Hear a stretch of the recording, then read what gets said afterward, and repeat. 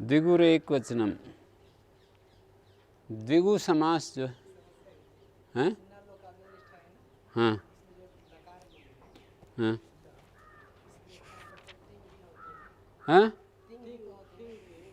हाँ, नलोका निष्ठा खलर्थ त्रिनाम में लय के स्थान में तिंग भी होते हैं। उसके योग में तो षष्ठी की प्राप्ति नहीं है, कर्ता कर्म में षष्ठी की प्राप्ति नहीं है। देवदत्ता गच्छति है जैसे, तो देवदत्ता से गच्छति कौन बोलता है?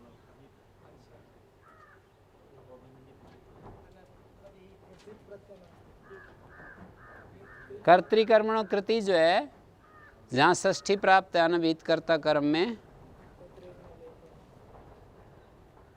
वहीं नलोका विनिष्ठा कलर्थ त्रिनाम लगता है। कभी कभी कर्म की शेषत्व विवक्षा तो करके षष्ठी कर देते हैं, जैसे तेषाम पाही श्रुधि हवम, यहाँ तान पाही ऐसा ना होकर तेषाम पाही हो गया है कर्म की शेषत्व विवक्षा में। तो यहाँ तो कर्म की शेषत्व विवक्षा में षष्ठी हुई है, कर्म में षष्ठी नहीं।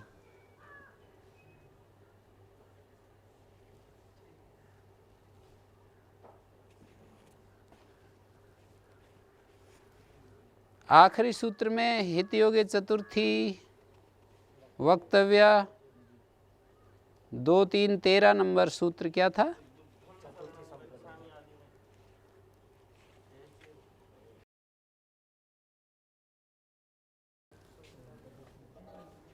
हैं? 13 नंबर क्या है? हाँ, बुद्धम शरणम गच्छामि क्या?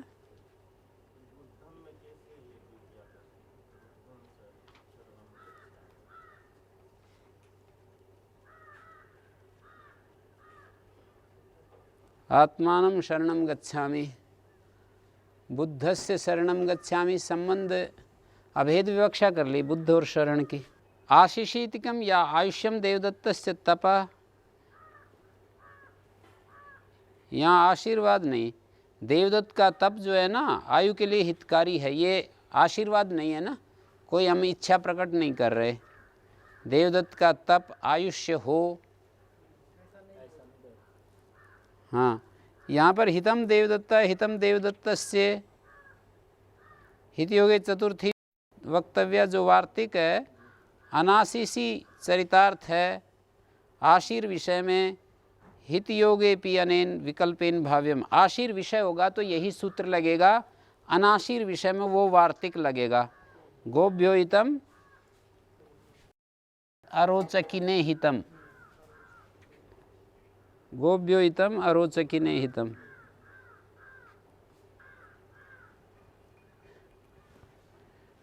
ठीक है, गोभ्यो हितम में आशीर नहीं है ना, गायों के लिए हितकारी चारा।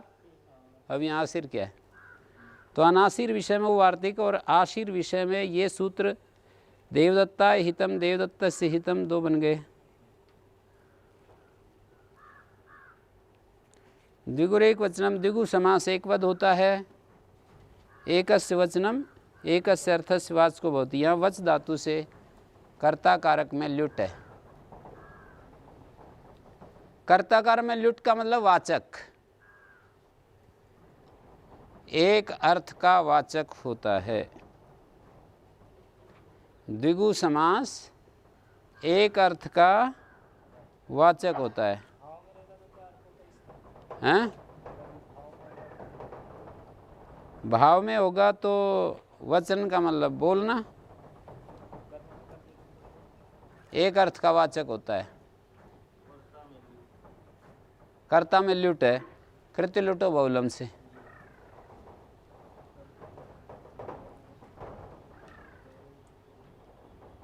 पारिभाषिक एक वचन यदि ले लेंगे ना तो अनुप्रयोग से एक वचन नहीं हो पाएगा। जैसे पंचपूली यम शोभना, क्योंकि वो तो द्विगु नहीं है, द्विगु को एकवद भाव कह रहे हो, और द्विगु जो है पंचमी का एक वचन होना चाहिए, इसलिए अनवर्थ का ग्रहण है। द्विगु जो है पंचमी का एक वचन होगा तो ये अर्थ होगा द्विगु से उत्तर एक वचन होता है। पंचपूली तो द्विगु है। इयम शोभना, शोभना नाम द्विगु थोड़ी है।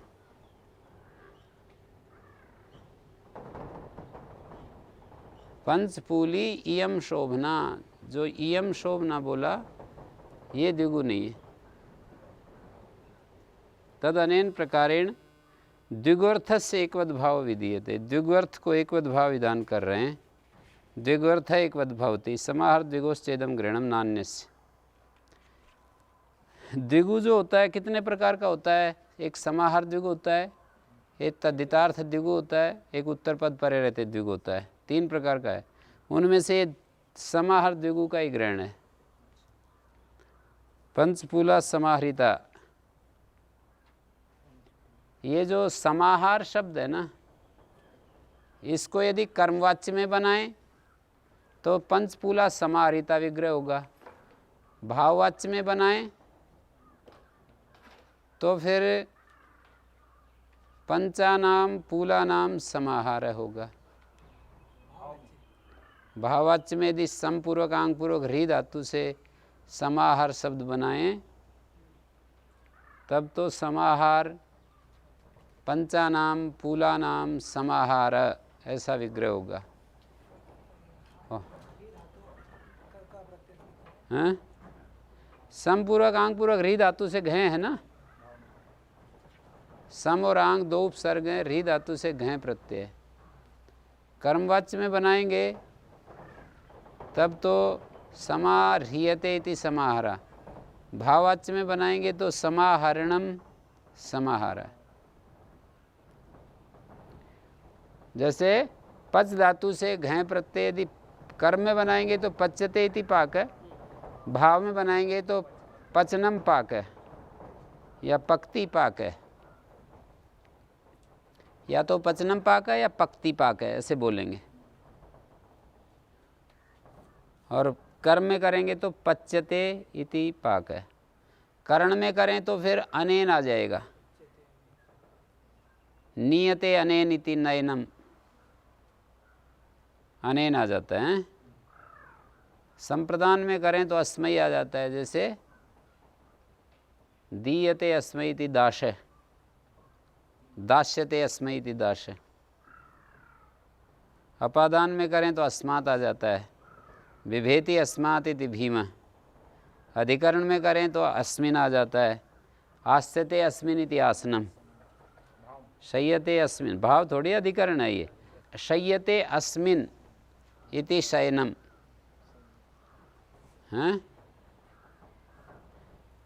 शयनम का अर्थ अधिकरण में लुट किया तब ये शयनम का अर्थ बिस्तर होता है, शय्यते अस्मिन इति शयनम। और यदि शयनम का अर्थ सोना होता है तब शयनम का अर्थ सोना मात्र हो जाएगा, शयनम। ठीक है, शयनम स्वापः है। हैं? विग्रह कुछ नहीं, कोई दूसरा शब्द यदि कोई प्रसिद्ध शब्द हो तो आप दे सकते हो, प्रसिद्ध शब्द से समझाने के लिए दूसरा उसका पर्यायवाची शब्द दे सकते हो। जैसे पाके को बताने के लिए पक्ति दे देते हैं, पचनम दे देते हैं पाके को। अब उस तरह का कोई प्रसिद्ध शब्द यहाँ शयन में है नहीं, शायः। यदि शी धातु से घय करें तो शाय बनेगा। और लुट का विग्रह जो है, विग्रह तो कुछ नहीं होगा, उसका पर्यायवाची लुडंत दे सकते हैं, शायः शयनम। पर शाया जो है घय में प्रसिद्ध नहीं है, विग्रह इसलिए करते हैं समझाने के लिए। एको अस्य अस्ति इति एकवत, ये यहाँ पर एक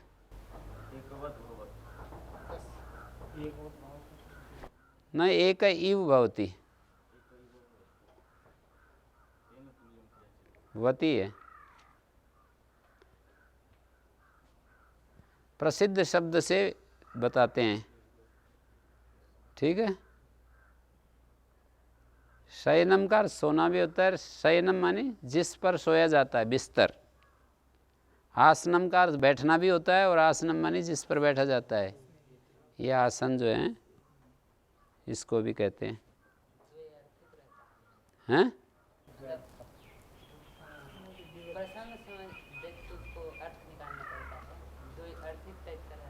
क्या कह दिया?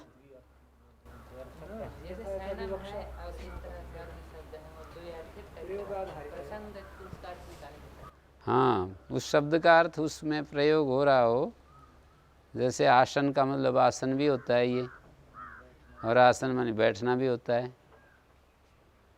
तो भाव में तो बैठना हो गया, अधिकरण में वो चीज़ हो गई, वस्तु हो गई जिस पर बैठते हैं। यहाँ पर पंचानाम पुलानाम समाहार है, एकवत भाव हो गया। स नपुंसम से नपुंसक लिंग पाएगा। स नपुंसकम आगे एक सूत्र आ रहा है 17 नंबर, इसी पाद का 17 नंबर। नपुंसकलिंग हो जाता है। वहीं पर कई वार्तिक है, उनमें एक वार्तिक ये भी, अकारांत उत्तर पदो द्विगु स्त्रियाम भाष्यते। अकारांत उत्तर पद वाला जो द्विगु है वो स्त्रीलिंग में होता है। स्त्रीलिंग में होगा तो द्विगु सूत्र है, स्त्रीलिंग में फिर गीप आ जाएगा, तो पंचपूली बन गया। अकारांत उत्तर पद वाला हो, द्विगु स्त्रीलिंग में हो जाता है। हैं?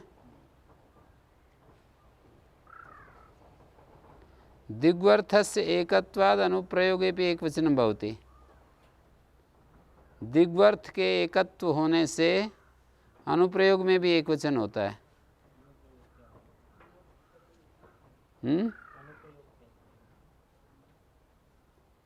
अनुप्रयोग पश्चात प्रयोग को कहते हैं। अनुप्रयोग तो पहले भी आया ना, आम प्रत्युत क्रिया अनुप्रयोग सिमाया, क्रियाचा अनुप्रयोजते लिटी में अनुप्रयोज्यते आया। यहाँ पर अनुप्रयोग द्विगुअर्थ से द्विगु अर्थ का एक होने से अनुप्रयोग में भी एक वचन होता है, जैसे पंचपूली इयम, पंचपूली इयम शोभना। शोभना का जो प्रयोग हो रहा है ये अनुप्रयोग ही तो है। इयम शोभना जो प्रयोग हो रहा है,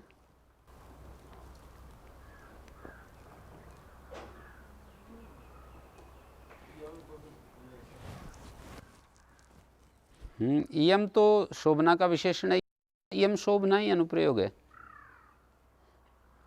पंचपूली इयम शोभना अर्थात पंचपूली इयम को कह रहा है, इयम जो है पंचपूली को कह रहा है। पंचपूली इयम अर्थात इयम पंचपूली, अर्थ तो ऐसे होगा ना, इयम पंचपूली शोभना, तो अनुप्रयोग शोभना का हो रहा है।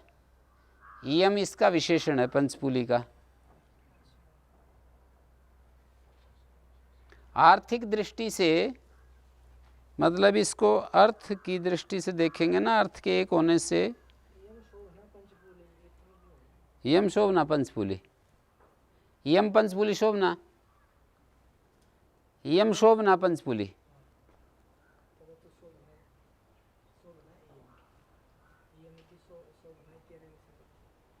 यम शोभना, यम सर्वनाम शब्द तो संज्ञा के लिए प्रयोग होगा ना।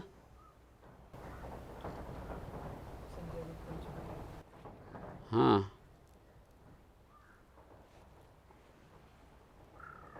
तो यहाँ पर द्विगु अर्थ को एकवत कर रहे हैं, अर्थ को। द्वंद्वश्च प्राणतुरी सेनांगानाम,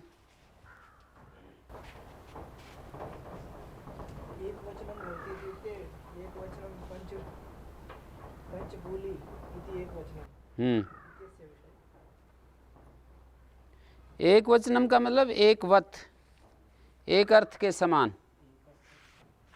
एकस्य अर्थस्य वचनम एक वचनम, दिग्वर्थ एक अर्थ के समान होता है।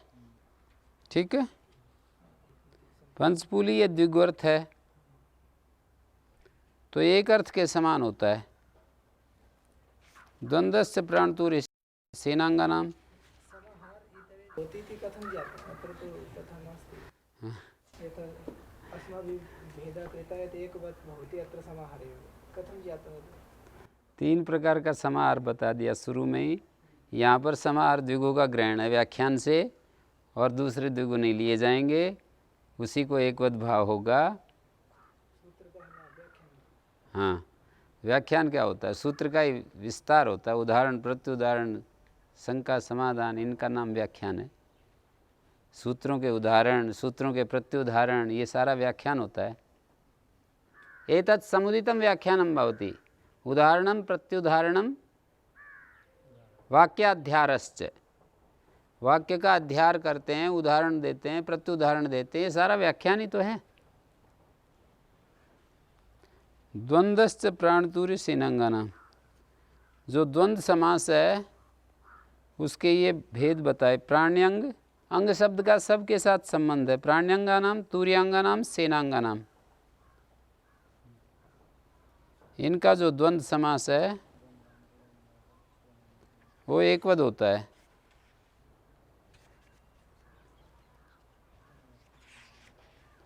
प्राण्यंगानाम, तूर्यांगानाम, सेनांगानाम द्वंद्व एकवद भवति। अंग शब्द का प्रत्येक पर परिसमाप्ति है। 3 वाक्य बन जाएंगे। आगे लिख रहे हैं अंग शब्द से प्रत्येकम वाक्य परिसमाप्त्या 3 वाक्यानि संपद्यन्ते। प्राण्यंगानां द्वंद्व एकवद भवति, तूर्यांगानां द्वंद्व एकवद भवति, सेनांगानां द्वंद्व एकवद भवति। प्राण्यंगानां तावत, जैसे पाणी च पादौ च, इसका विग्रह ये होगा पाणी च पादौ च। पाणी भी द्विवचनांत, पादौ भी द्विवचनांत। नहीं, पाणी 2 होते हैं ना, हाथ, पाद भी 2 होते हैं, इसलिए पाणी च पादौ च ऐसा विग्रह होता है हमेशा। स नेत्राभ्याम पश्यति, यही बोला जाता है, नेत्रेण पश्यति नहीं होता। हैं? पादाभ्याम गच्छति।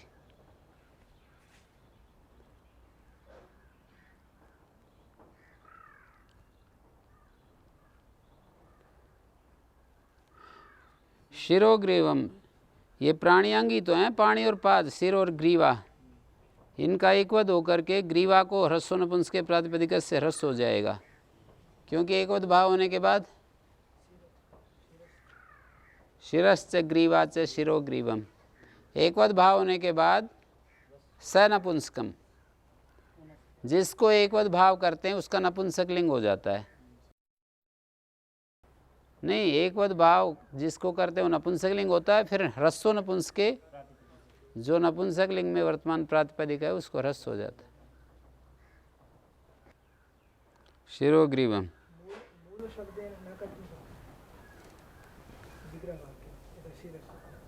शिरश्चैत किया है, शिरश्च, शिरा शीर्षी शिरांसी, शिरा शीर्षी शिरांसी रूप चलते हैं। ग्रीवा ग्रीवे ग्रीवा। तूर्यांगाना मार्दंगिकाश्च पाणविकाश्च,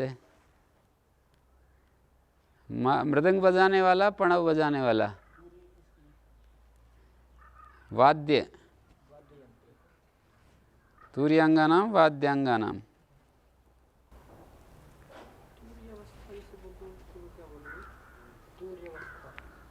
तूर्य कहाँ बोलते हैं? तुरिया बोलते हैं। छोटे उकार बड़े उकार में कोई अंतर ही नहीं मान रहे।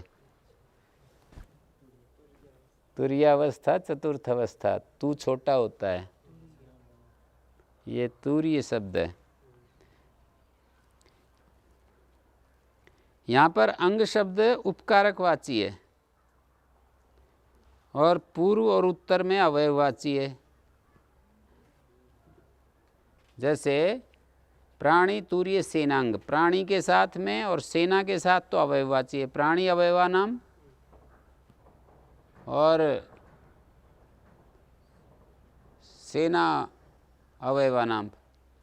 और तुर्य शब्द में, तुर्य शब्द में, तुर्य नहीं तूर्य, तूर्य जो शब्द है यहाँ पर उपकारकवाची है। तूर्य के उपकारक,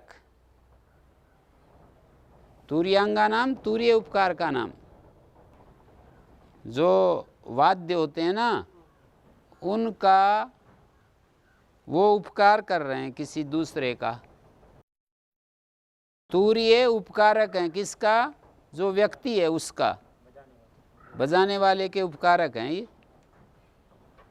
बजाने वाला इनका उपकार थोड़ी कर रहा है, ये बजाने वाले का उपकार कर रहे हैं। जो जिसके लिए होता है, तो जो होता है वो उपकारक होता है, और जिसके लिए होता है उपकारी होता है। जो तूर्य हैं और जो व्यक्ति है, इन दोनों के बीच में क्या संबंध है? उपकारी उपकारक भाव संबंध। बाजा वगैरह तो उपकारक है, और जो व्यक्ति उपकारी है। तो प्राणी अंगा नाम और सेनांगा नाम, यहाँ पर क्या संबंध है? प्राणी अंगा नाम अवयव अवयवी संबंध, सेनांगा नाम में भी अवयव अवयवी संबंध है।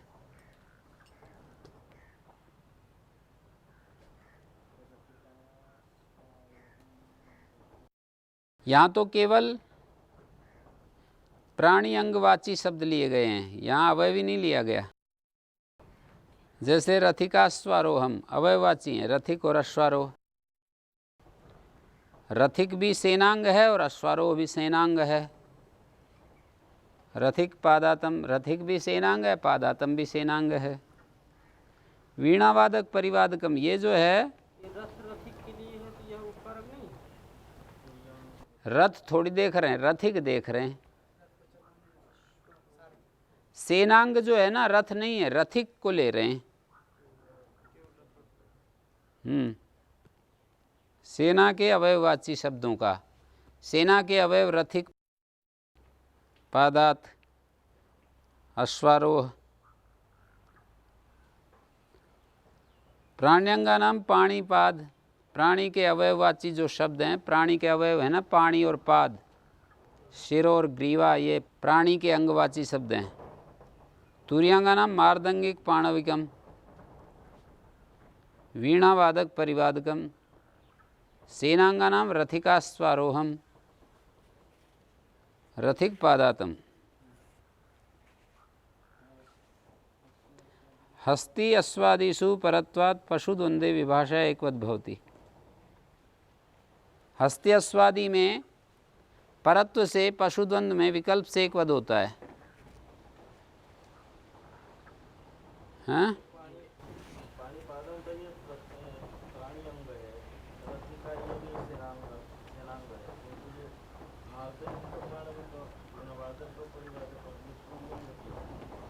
ये तूर्यांग नहीं है ना, तूर्य उपकारक होते हुए व्यक्तिवाची का ग्रहण हो रहा है। तूर्यांग माने तूर्य के ये अवयव नहीं है। यहाँ पर तूर्यांग में अंग शब्द उपकारकवाची है, तूर्य उपकारक है जिनका, ऐसा वो कौन? मार्दंगिक। मृदंग वादन उपकारक है जिस व्यक्ति का। मार्दंगिक कौन होगा? मृदंग बजाने वाला। वीणावादक परिवादक।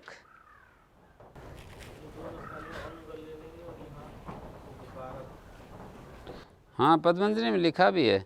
तूर्यांगा नाम द्वंद्व एकवत् भवति अपेक्षते, अंग शब्द उपकारक वचना। पूर्वत्र और उत्तरत्र अवय वचना सेनांगा नाम चैति पूर्वद अपेक्षा। पूर्वत्र और उत्तरत्र, पहले वाले में और तीसरे वाले में अवयवाची है। शिल्पम सूत्र से ठक प्रत्यय हुआ, मृदंग शब्द से भय संज्ञा होकर यस्येति जैसे।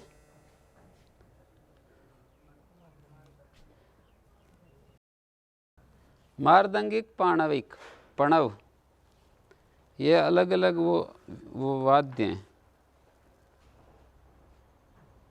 इतरेतर योगे समाहारे च द्वंद्वो विहिता, तत्र समाहारस्य एकत्वात् सिद्धम एक वचनम।